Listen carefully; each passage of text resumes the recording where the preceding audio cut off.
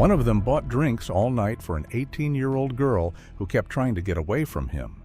Then he offered her a ride to breakfast. She got in his truck. 44 years later, the only man who knew where her body was took that secret into the execution chamber. One of them wore a badge.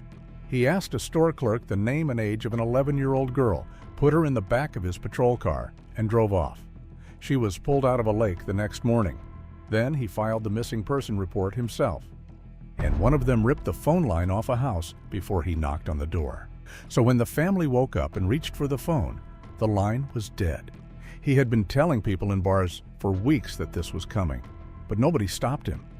Then, Florida did something it hadn't done since 1964. It executed 2 of them on the exact same day. These are the executions of July 2026. Their crimes, their last meals, and their last words. But first, let us know where you are watching this from. On July 14, 2026, after spending nearly 37 years on death row, Dennis Sochor was executed by lethal injection in Florida for the 1981 murder of an 18-year-old girl. But the night that led to his death sentence started at a New Year's Eve party at a bar called the Banana Boat. And what Dennis did that night, he had already done before.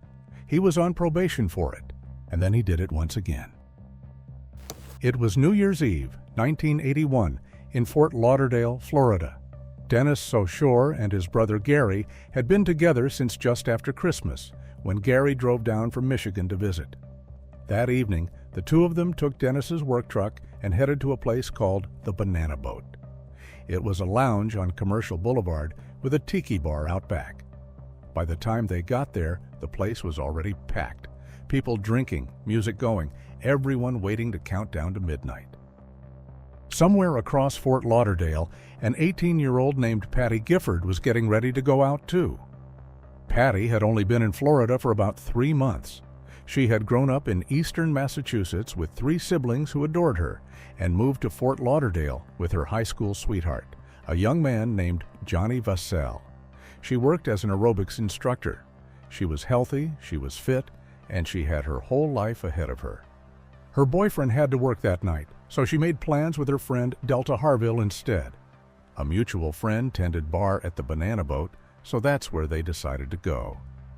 Patty and Delta showed up and sat down at the tiki bar behind the lounge. Just 2 friends out on New Year's Eve. And then Dennis noticed her. Witnesses later told investigators that Dennis couldn't keep his eyes off Patty. He stared at her throughout the night. He stood too close. He tried to buy her drinks, and he lavished her with compliments. Patty tried to brush him off. She wasn't interested. And by midnight, she had switched from champagne to iced tea. She wasn't drunk, and she was just trying to enjoy her night. At some point, someone snapped a photograph of Dennis lurking in the background behind Patty and Delta, a random picture at a party. But that photograph would later become the single most important piece of evidence in the entire case. As the night wore on, Delta started feeling sick. She later told investigators she believed she had been drugged. Around 2 a.m., Patty helped walk her to the parking lot and put her in her car to sleep it off. Patty went back inside to settle her tab, but when she came back out, Delta was in no shape to drive. Dennis and Gary offered to take Patty to get breakfast while Delta slept. Patty said yes. She got in the truck with 2 men she had met just hours before, one of whom she had been trying to get away from all night, thinking they were going to grab some food, but they never took her to get food. What happened next came from Dennis's own mouth. 3 separate times on 3 separate tape recorders, Dennis told police what he did. He said that once they were alone, he asked Patty if she wanted to have sex. She said no. She had been saying no all night, and that should have been the end of it. But Dennis grabbed her by the hair. Patty fought back. She screamed. She scratched at his face, and Dennis got angry. He started choking her. He squeezed until she stopped fighting, until she stopped moving, until she stopped breathing. And when it was over, he knew, in his own words, that he had probably just killed her. He left her body somewhere off a dirt road, and then he drove home. Patty Gifford's remains were never recovered. Her family never got to bury their daughter. and her brother Bobby spent 3 months walking through fields and ditches looking for his little sister. But he never found her. A Broward County detective later said the only mistake she made was going out with friends and celebrating New Year's Eve. But Dennis wasn't alone that night. His brother Gary had been in that truck too, and what Gary saw would eventually put Dennis on death row. Gary told the jury that after they left the banana boat, Dennis pulled over and stopped the truck. Gary heard screaming, Patty screaming for help. He jumped out, ran around to the other side, and found Dennis on top of her, pinning her hands to the ground. Gary picked up a rock and threw it at his brother. He yelled at him to stop. Dennis turned and looked at him, and Gary described that look to the court. He said his brother's eyes had rolled back in his head, and it looked like he was possessed by the devil. Dennis told him to get back in the truck, and Gary did. He got in and sat there while his brother attacked an 18-year-old girl on the side of the road. He said he was afraid of his own brother, and that he never saw Patty again. A few days later, Gary went home to Michigan. He didn't call the police. It was Delta who raised the alarm. She woke up alone in her car around 5:30 a.m. Patty was gone, and when investigators went through the photos from that night, they found one with Dennis in the background. They released it to a local television station. Dennis saw his own face on the evening news, and he panicked, but not because he felt guilty. In his own words, he was terrified that he had committed what other people would see as another crime. Not Patty, not remorse. His first instinct was fear that he had been caught again. He fled that same day, drove to Tampa, abandoned the truck, took a bus to New Orleans, and eventually he ended up in Atlanta. For 4.5 years, Dennis Sochor was a free man. The police didn't catch up with him until May 1986, when he was stopped in DeKalb County, Georgia, for suspicion of drunk driving. Investigators flew him to Atlanta, and Dennis confessed again. They brought him back to Florida, drove him to the banana boat, and he gave a second and third taped confession. But he couldn't remember where he left Patty's body. But the confessions weren't even the worst of it. His roommate in Atlanta, a man named Paul Jones, testified that Dennis once casually told him about choking someone and dumping the body out in the countryside near a drainage pipe. Jones said Dennis told him that if he had to, he would do it again, that the murder didn't bother him at all, and that women were, in Dennis's words, more or less a sexual tool, nothing more. An inmate named Michael Hickey, who was held with Dennis at the Broward County Jail, testified that Dennis walked up to him one day and asked how to discredit a witness. They talked for a while, and right before he walked away, Dennis said, "Yeah, in case you're wondering, I killed a bitch." The jury heard all of it, and they convicted Dennis of kidnapping and first-degree murder. But the penalty phase is where this story takes a turn, and it started with 2 women the jury had never heard about. Dennis had confessed to raping 2 other women before the murder. The first happened in Michigan in 1979. He asked a woman for a ride home. Once they were alone, he choked her unconscious. When she came to, she had defecated on herself. Dennis raped her, and then he took her to his house, allowed her to shower, and raped her 2 more times. When a Michigan detective asked Dennis about it, he described what it felt like. "All I can relate it to was like an airplane jump," he said. "There was no feeling, no emotion. At that point, I wasn't existing. No feeling, no emotion." That's how he described raping an unconscious woman. The second time it happened, in Fort Lauderdale in 1980. Dennis ambushed a 19-year-old woman in a parking lot. He choked her, threatened to stab her, and dragged her into a camper shell on the back of a truck. He assaulted her in every way possible and bit her repeatedly. He became violent specifically because he was angry he had not climaxed. This was the crime Dennis was on probation for when he sat down next to Patty at the banana boat. Dennis's own ex-wife testified that in a single year of marriage, he assaulted her at least 30 times. If he wanted sex, he got it, because he would get violent if he didn't. And then the state's medical examiner told the jury something about how Patty died that no one in that courtroom forgot. He said choking is a slow and painful way to die. In mitigation, Dennis's family described a childhood of violence. His father had been a boxer who beat him relentlessly. His sister had to physically pull their father off of him. Their father would bang Dennis's head against the wall until he slid to the floor and then keep kicking him. And his own parents admitted to the abuse on the stand, but the jury heard everything else, and they recommended death by a vote of 10-2. Then came decades of appeals, and at one point, Dennis argued there was no proof Patty Gifford was even dead because her body had never been found. The man who confessed 3 times on tape to choking her to death was now arguing there was no proof she was gone, but every appeal was denied.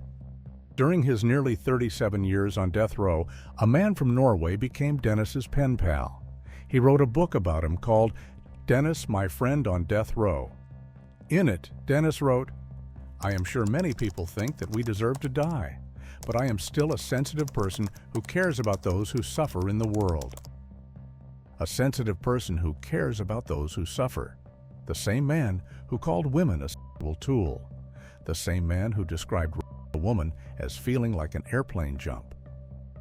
Then, in the final weeks before his execution, Dennis's attorneys argued that lethal injection could cause a sensation that feels like drowning.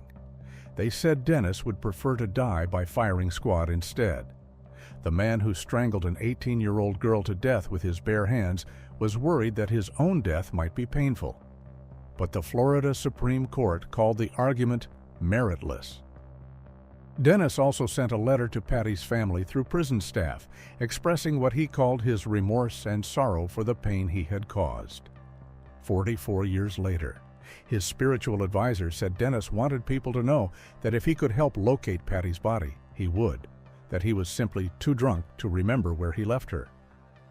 Patty's sister Marilyn had an answer for that. "It's bad enough what he did to her," she said, "but he's had all this time to repent, to think about what he did, so why not give her back?" Then, on July 14, 2026, Dennis's final day came. He woke up at 4:48 in the morning and met with one visitor and a spiritual advisor during the day. He was offered a last meal, but he declined. Later that day, he was escorted to the execution chamber. At 6 p.m., the curtain to the witness room went up. Dennis was already strapped to the gurney with an IV in his arm. The warden asked if he had any last words, and he did. He apologized several times to the Gifford family. He said he was deeply sorry for his actions. He thanked his own loved ones for their support. And then he commended his spirit to Jesus Christ. The drugs began flowing at 6:03 p.m. Dennis underwent about a minute of heavy breathing, followed by a few seconds of sputtering. Then complete stillness. The warden looked into his eyes, shook his shoulders, and called his name. But there was no response. Dennis Sochor was pronounced dead at 6:16 p.m. He was 74 years old. The second execution of the month came on July 28th. But this one almost didn't happen at all, because back in March, just 5 days before this man was scheduled to die, the courts stopped everything. He had a chance to prove his innocence with DNA, and he waited 22 years to take it. In his final days, he wrote from Death Watch that he missed music. That being alone was draining. He wrote that Florida's clemency system has become a joke, and that none of it seems to matter when it comes to sparing a life on death row. Here's what he didn't write about, though. On May 11, 1987, he asked a store clerk the name and age of an 11-year-old girl, put her in his patrol car, and drove into the night. She was found the next morning in a lake less than a mile away, strangled and drowned. And that girl may not have been his only victim. Investigators later linked James to 2 other unsolved murders. This is what happened. Teresa McCabe was an 11-year-old 5th grader at Mascot Elementary. On the evening of May 11, 1987, at around 10 p.m., she told her mother she needed a pencil to finish her homework. Her mother said no. She didn't want her to leave the house that late, but Teresa said, "Mom, I won't take but 5 minutes." So her mother let her go. She walked to a convenience store near her home. Minutes later, she left the store with a 16-year-old boy who had been doing laundry next door. The two walked over to the store's dumpster and talked for about 20 minutes. That's when James Duckett pulled up in his patrol car. James was 29 years old and just 7 months into his career as a police officer. He was the only cop on duty that night, working a 7 p.m. to 7 a.m. shift. The entire town of Mascotte was his responsibility, and his alone. James went inside the store first and asked the clerk about the girl. "What's her name? How old is she?" The clerk told him Teresa was between 10 and 13 years old. James said he was going to check on her, then walked outside toward the dumpster. According to James's own testimony, he questioned the children and told Teresa to go home. I said, listen, it's getting close to 10:30. I said, I want you to go straight home. He said he reminded Teresa about the 10:30 p.m. curfew for minors. But when the boy's uncle arrived at the scene, James and Teresa were still standing near the patrol car. James sent the uncle and the boy away, and once they were gone, he placed Teresa in the passenger seat of his patrol car, shut the door, walked around to the driver's side, and drove away with her. The uncle also testified that he never saw Teresa touch the hood of the patrol car. We'll come back to that later. At around 11 p.m., Teresa's mother walked to the convenience store looking for her daughter. The clerk told her that Officer James may have taken Teresa to the police station. Teresa's mother and her sister spent the next hour driving around Mascotte. They didn't see a single police car, so they drove to the Mascotte police station. But nobody was there. An 11-year-old girl was somewhere in the dark, and the only officer on duty was nowhere to be found. So they drove to the nearby Groveland police station and reported Teresa missing. Teresa's mother then returned to the Mascotte station and waited. 15 to 20 minutes passed before James finally showed up. And when he did, he told her he had spoken with Teresa at the store, that she had been in his patrol car, and that he had told her to go home. Teresa's mother filed a missing person report with James himself. After taking the report, James made a missing person flyer, but then things started to feel off. He brought the flyer to the store only to tell the clerk not to post it, claiming it wasn't a good picture. He said he should bring a better one, but he never came back. A recording of James's radio traffic that night revealed something troubling. Between 10:50 p.m. and 12:10 a.m., there were no transmissions at all. Over an hour of complete silence during the exact window, Teresa disappeared. But it gets worse. A clerk at another store later testified that while police usually drove by every 45 minutes to an hour, James had come by at 9:30 p.m. and didn't return until he brought the flyer later that evening. He was supposed to be out on patrol. Where was he? The next morning, a fisherman made a grim discovery at Night Lake, less than a mile from the convenience store. At first, he wasn't sure what he was seeing, but when he alerted authorities, the police chief quickly confirmed it. It was Teresa. The search was over. The medical examiner testified that Teresa had been sexually assaulted while she was still alive, then strangled and drowned. Teresa Maccabee was just 11 years old. She had never engaged in any sexual activity before that night. The investigation zeroed in on James immediately. He was the last person seen with Teresa. He was the only officer on patrol that night, and the circumstantial evidence kept piling up. Tire tracks at the murder scene matched a rare set of snow tires that existed on only 2 cars in the entire county, and both of them were Mascotte police cars. Then there were the fingerprints. Both James and Teresa's prints were found on the hood of his patrol car. Her prints showed she had been sitting backwards on the hood and had scooted up the car. They're all identified with Teresa Maccabee.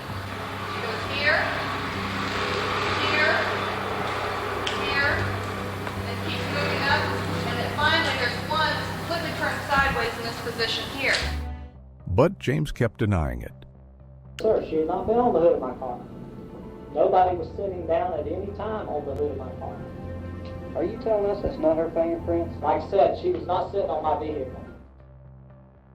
Meanwhile, blood was found on Teresa's underwear and was discovered on her jeans. But none of it was found in or around James's patrol car. And then the most controversial piece of evidence: a single pubic hair found inside Teresa's underwear. FBI Special Agent Michael Malone concluded there was a high degree of probability that the hair belonged to James. We'll come back to Agent Malone because years later, what investigators discovered about him would call this entire piece of evidence into question. Before his arrest, James gave a statement denying he drove to the lake that night. He said Teresa was never on the hood of his patrol car. He claimed he stopped for coffee after the girl went home. But the prosecution wasn't done. James was supposed to protect the people of Mascotte, Florida. That was his job. That was the oath. But 3 young women came forward to testify about what he actually did with that badge while he was on duty as a police officer. All 3 were petite, just like Teresa. One testified that in early 1987, James had picked her up while she was looking for her boyfriend, and while in the patrol car, placed his hand on her shoulder and tried to kiss her. Another described something that happened on May 1st, 1987, just 10 days before Teresa was murdered. She was walking alone along the highway when a patrol car pulled up beside her. James offered her a ride and she got in. She probably thought, well, he's a police officer. He'll take me home. But instead of taking her where she needed to go, he drove her to an orange grove, miles from anyone who could hear her. Out there, alone in the dark with a uniformed officer, he placed his hand on her breast and tried to kiss her. A third woman testified that she had met James at remote locations on multiple occasions while he was on patrol. Each time she performed oral on him. Each time he was on duty, in uniform, in the patrol car that was supposed to be protecting the streets of Mascotte. The prosecution revealed that this wasn't a one-time lapse. This was how James operated. He used the badge, he used the uniform, and he used the patrol car, the same car Teresa was last seen getting into. He found women and girls who were alone, drove them somewhere isolated, and did whatever he wanted. The only difference with Teresa is that she didn't come back. James was arrested and charged with first-degree murder. He was suspended from the police force on June 16, 1987, and fired 3 days later. His career as a police officer had lasted exactly 7 months. On May 10, 1988, it took the jury less than 90 minutes to find James guilty of sexual battery and first-degree murder. And by a vote of 8-4, they recommended the death penalty. Circuit Judge Jerry Lockett sentenced James to death by electric chair for the murder and to life in prison with no parole for 25 years for the sexual battery. Now, remember FBI agent Michael Malone? Years after the trial, the Department of Justice investigated Malone for providing false testimonies in multiple cases. Government reports described him as one of the most problematic analysts in the FBI laboratory, and that was not it. A retired detective, a former police chief, and the mayor of Mascotte all publicly said they believed James was innocent. But then that retired detective kept digging, and what Marshal Frank found changed his mind entirely. On May 7, 1986, an unidentified woman was found dead in a water-filled pit near Lakeland, Florida. She was last seen getting into a dark blue car. At the time, James owned a royal blue Buick Regal. Then, on September 19, 1987, 4 months after Teresa's murder, 14-year-old Jennifer Weldon disappeared after leaving a carnival near Lakeland, 3 days before her 15th birthday. Her body was found 2 weeks later in a rural part of Polk County. By then, James had been fired from the police force and was working night shifts at a phosphate mine. He drove the same route to work around the area where Jennifer's body was found. Gasoline receipts placed James near the scene, and he had arrived for work 2 hours late, disheveled. And then there was this. Jennifer had been carrying a green shopping bag and a stuffed toy when she disappeared. Later, James's wife told investigators that her husband brought home a lime green shopping bag with a stuffed toy inside for their children. In 2003, Polk County authorities announced they intended to charge James with Jennifer Weldon's murder if his death sentence was ever overturned. But those charges were never filed. Marshal Frank, the detective who had once fought to free James, reversed course completely. He concluded James was guilty of killing Teresa McCabe and Jennifer Weldon. One thing was clear. Children disappeared around the Duckett name, Teresa McCabe, possibly Jennifer Weldon. And then, years later, another child vanished, this time from inside the family itself.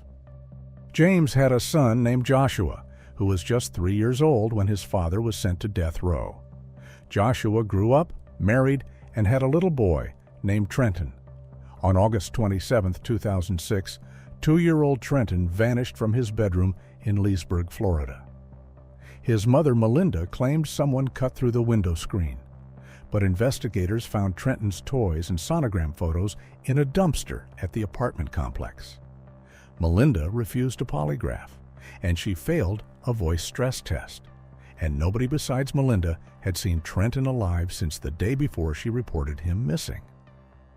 2 weeks later, CNN's Nancy Grace grilled Melinda on live television.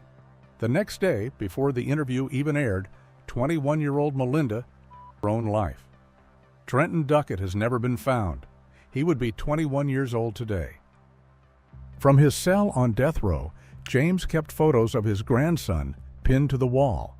Investigators questioned him about the disappearance, but they found no connection.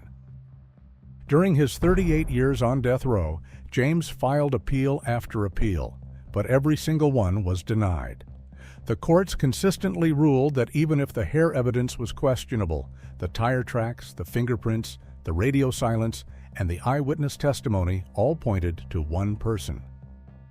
On February 27, 2026, Florida Governor Ron DeSantis signed James's death warrant, the 5th death warrant he signed that year. In a piece he wrote from Death Watch, James described the moment the warrant arrived. He told friends on his wing that if a transport van came through the back gate, it would be for him.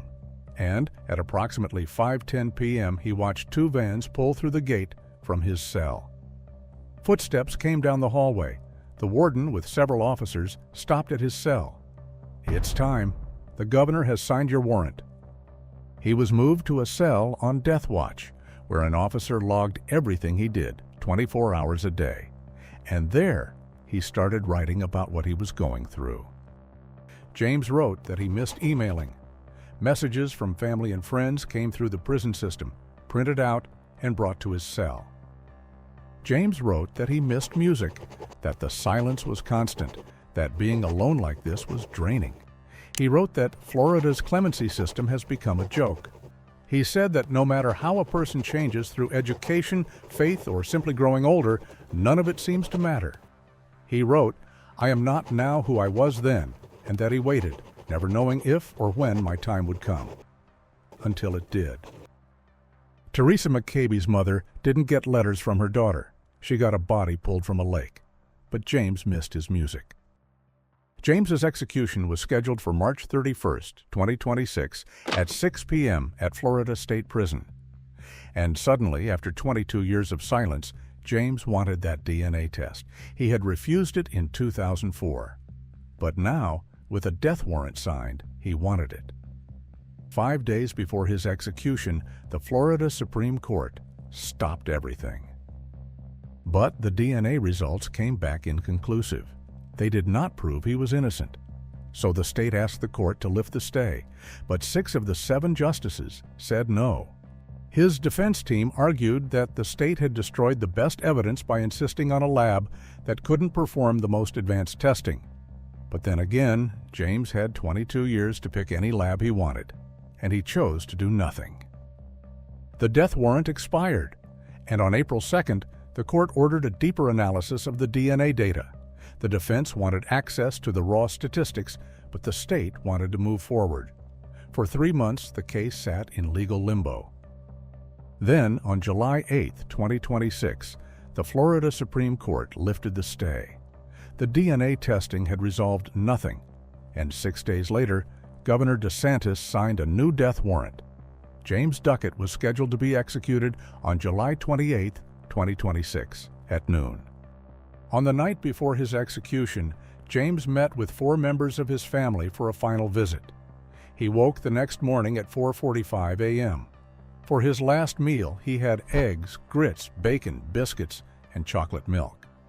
Then he met with a spiritual advisor. Just before noon, he was taken to the execution chamber. When asked if he had any final words, James said, "No, sir." No sorry, no explanation. At 1 p.m., the drugs began to flow. About 4 minutes later, the warden shook him and called his name. There was no response. James Aaron Duckett was pronounced dead at 1:19 p.m. He was 68 years old. He had spent 38 years on death row. Later that day, Florida executed another man. This was the first time Florida had carried out 2 executions on the same day since 1964.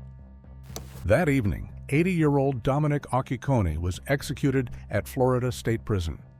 He had spent nearly 40 years on death row, costing Florida taxpayers an estimated $850,000 before the state finally carried out his sentence. And that doesn't even include the cost of his appeals. But the reason he ended up there? A broken engagement, a secret abortion, and a man who told bartenders, friends, and anyone who would listen exactly who he was going to kill and how he was going to do it for weeks. And nobody called the police. Not once.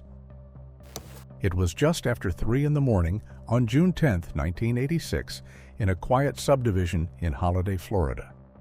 Anita Garrity was asleep in her bedroom at her parents' house. She lived there with her 2 children and her parents, Raymond and Martha Artzner. A knock on the sliding glass door woke her up. It was Dominic, her ex-fiancé. He wanted to talk, wanted to work things out, but she told him there was nothing left to discuss and warned him she would call the sheriff if he didn't leave. He left. He got in his car and drove home. But that night didn't come out of nowhere. In September of 1985, Anita Garrity broke off her engagement to Dominic Occhicone. She later testified that the reason was his temper. She described an incident where she locked herself in a bedroom and Dominic kicked the door down holding a knife. There had been other moments too, she said, both verbal and physical, directed at her and at her children. They had been together since 1982.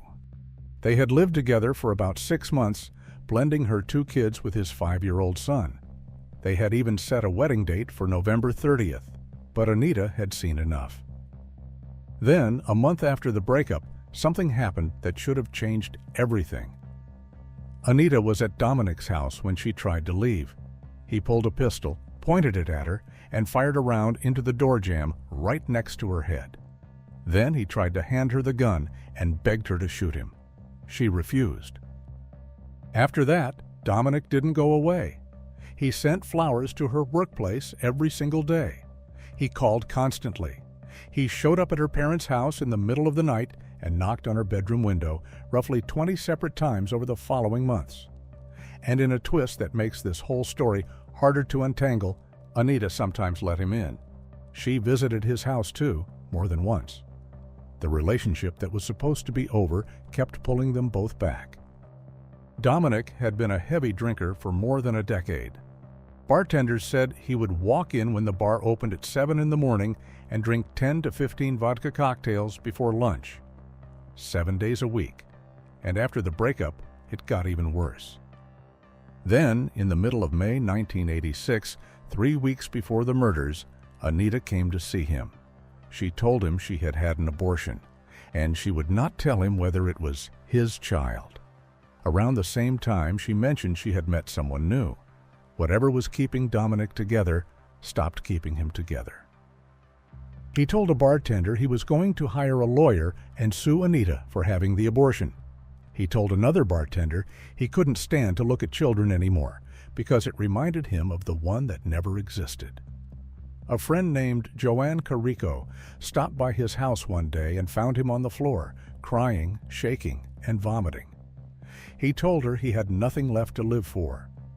Over the phone in the days before the murders, he kept telling Joanne he was going to kill himself. She described him as out of his mind and totally upset. But Dominic wasn't just talking about hurting himself. A bartender named Deborah Newell testified that during this same stretch, Dominic told her he felt like shooting Anita and her kids and then shooting himself. But then he said he wouldn't do it because of his young son. He could think clearly enough to protect his own child from losing a father, just not clearly enough to stop what came next. Because after that, the threats got worse, and they got specific. He told people at the bar he wanted to shoot Anita's father, her mother, and her kids, and force Anita to watch all of it. He said he would save her for last. Anita herself later testified that Dominic had told her on more than one occasion that he planned to shoot her family starting at the kneecaps and working his way up, with her forced to witness every single shot. He said it to her face in bars, to friends, over and over for weeks. The Sunday before the murders, the owner of Shooters, a man named William Anderson, spotted a gun tucked into Dominic's waistband and told him to take it outside. Dominic had already told William, referring to Anita's parents, "Maybe I should just blow them away." William told him to knock off the crazy talk, and that was it. The bar owner told him to knock it off. Nobody picked up a phone. Nobody drove to the Artsner house and warned a 63-year-old man and his 60-year-old wife that someone had been describing their murders in public for weeks. The threats just floated in the air of those Pasco County bars while the man making them kept drinking and kept carrying a gun. On the night of June 10, 1986, Dominic was at Shooters until 2:30 in the morning. He asked the bartender whether he should go over to Anita's place, and when he left, it seemed like he had decided against it. He hadn't. He drove to the Artsner house and knocked on Anita's sliding glass door at 3 a.m. She sent him away. He drove home, but a few minutes later, the phone rang. It was Anita. According to what Dominic later told psychiatrists, she said, "You asshole, what do you come over here for?" And she hung up. Dominic sat in that house for nearly an hour. He had been drinking all night, and all day before that, and every day for the past decade, but during that hour, he didn't pass out and he didn't go to sleep. He picked up a loaded gun, got back in his 1975 Corvette, and drove back to the Artsner house. When he got there, he went to the side of the building where the telephone junction box was mounted to the wall. He ripped it off and pulled the wires out. Then he started pounding on Anita's glass door again. When she didn't respond, he moved to her daughter's window. Meanwhile, Anita woke her father. 63-year-old Raymond Artsner went to the kitchen phone and picked it up to call the sheriff. But the line was dead. So Raymond did what fathers do. He walked into the garage, raised the overhead door, and went out to handle it himself. Anita followed him onto the driveway. She could see Dominic coming toward them in the dark. He was staggering. She could smell the alcohol from where she stood. Raymond was furious. He grabbed a broomstick, stood his ground, and screamed at Dominic to get off his property. Dominic didn't argue back. He just kept repeating, "Can we talk about this?" to Anita, as if the gun in his hand wasn't there. A neighbor, woken up by the noise, heard a man yelling, "Get the hell out of here!" and "Don't ever come back here." And then he heard a gunshot. Anita watched Dominic raise his right hand toward her father's face. She didn't even realize he was holding a gun until she saw the muzzle flash. Raymond collapsed onto the driveway. Anita turned and ran back through the garage. She locked the door that led into the house, but Dominic was right behind her. He smashed the glass with his fist and reached through to turn the lock. Anita could hear him coming through as she scrambled down the hallway. She grabbed her daughter, made it through the front door, and ran across the lawn to a neighbor's house. Her mother, Martha, did not make it out. As Anita ran, she heard more gunshots coming from inside the house. When Pasco County deputies arrived around 4 a.m., Raymond was lying on the driveway with a single gunshot wound to the chest. He was still alive. He looked up at the deputy and said, "Dom shot me." Those were among his last words. He died at the hospital shortly after. Inside the house, deputies found Martha's body just past the door that led from the garage into the kitchen hallway. She had not made it more than a few steps. She had been shot 4 times. 3 of those bullets went into her chest, and one of them hit her heart. The medical examiner would later describe that wound as rapidly fatal. Dominic's Corvette was found 5 houses away with smoke rising from under the hood. A tracking dog picked up his scent and followed it 3/4 of a mile along a set of railroad tracks where deputies found him in the dark with his hair a mess and his clothes disheveled, looking half asleep. At trial in September 1987, Dominic's lawyers did not argue that he hadn't done it. They argued that he hadn't planned it. They brought in psychiatrists who described his actions as hot-blooded, deranged, and psychotic rather than calculated, and diagnosed a major depression so severe it qualified as an extreme mental disturbance. But the state's psychiatrist saw it differently. He testified that Dominic was not psychotic that night, and that his judgment had not been substantially impaired. As for Dominic himself, he told the doctors that shooting Raymond was an impulsive reaction to being struck with the broomstick. And Martha? He said shooting her was a reaction to her screaming when he came through the door. So here is what the jury had to weigh. A man who named a specific family, who described the exact way he would kill them, who carried a loaded gun for days, who drove to their house in the middle of the night, who ripped the phone line off the wall so nobody could call for help, and who then walked up the driveway with that gun in his hand. The defense called that a spontaneous breakdown, but the jury did not agree. They convicted him on both counts of first-degree murder. When it came time for sentencing, they recommended death by a vote of 7-5. 5 jurors voted to spare his life, but the judge followed the majority. For Martha's murder, the sentence was death, and for Raymond's life in prison. And Dominic spent the next 4 decades on death row fighting that sentence. He filed direct appeals, habeas petitions, and a claim that his own lawyers had failed him. Every single one of those claims worked its way through the courts, and every single one was rejected. His lawyer's final argument was that executing an 80-year-old man constituted cruel and unusual punishment, that the state of Florida should not put a man that old on a gurney and inject him with lethal chemicals.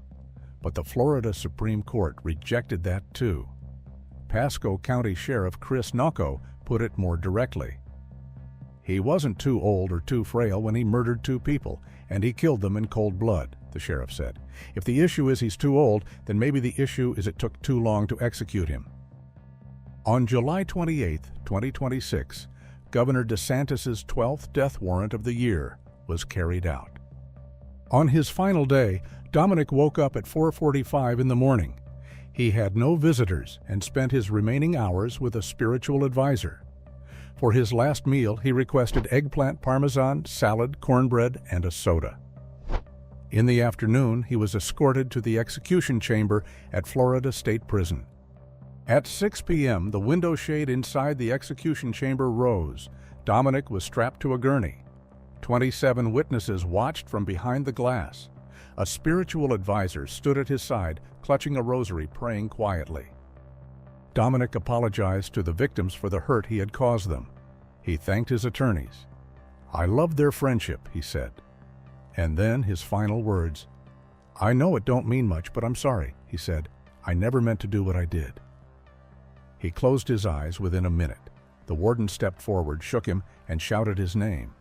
But there was no response. It took 10 minutes. He was pronounced dead at 6:13 p.m.